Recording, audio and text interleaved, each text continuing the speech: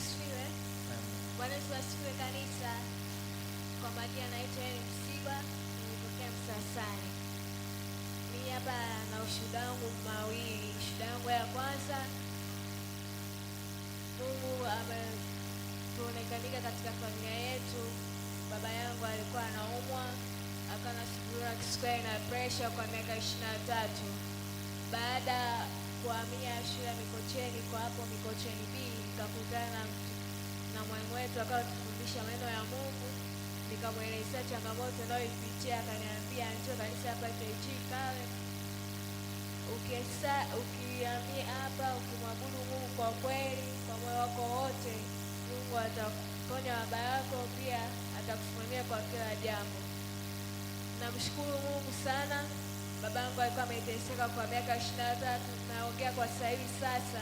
Babangu amepona kisukari na pressure. Mungu namshukuru sana.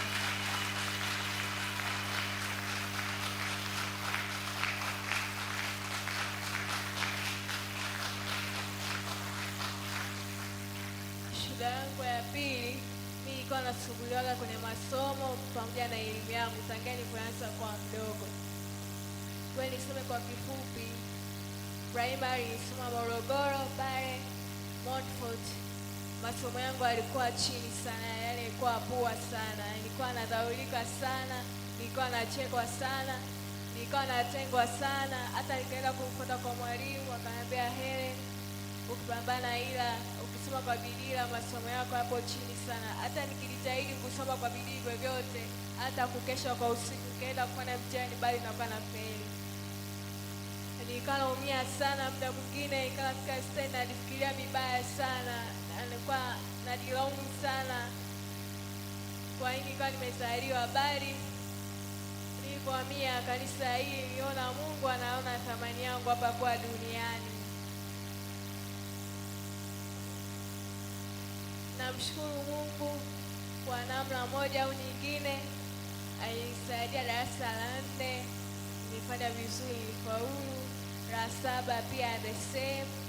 Ila nilipoingia form 2, nilikuwa nimesoma pale Morogoro kwa shule ya Sega, ilikuwa kweli changamoto nilikuwa napitia sana kwenye masomo yangu. Nilikuwa najitahidi kuomba, nilikuwa najitahidi kusoma kwa bidii. Ila ikafika 2024 naenda kufanya mtihani wa taifa, niliteleza. Sikutegemea kupata hivyo, nilikuwa nimepata ayaye. Na wanafunzi wangu wakawa wananicheka na walimu pia.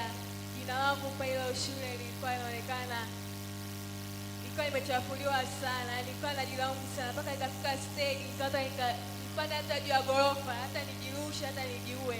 Ila Mungu alikuwa ndani yangu, alinitetea kwa kila jambo. Bali nilipohamia pale shule ya Mikocheni, nilihamia mwaka jana, nimerudia darasa la kidato cha pili. Ila baada matokeo kutoka mwaka huu, mpaka walimu wa taaluma walishangaza sana kwamba Helen amepunguta sana.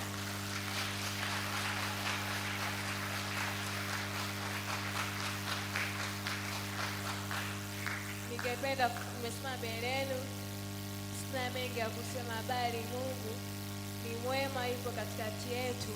Amenivusha kwa darasa hili kwa kidato cha 3 mpaka sasa hivi wanafunzi wananitegemea mimi, bali hawaendi kwa wengine.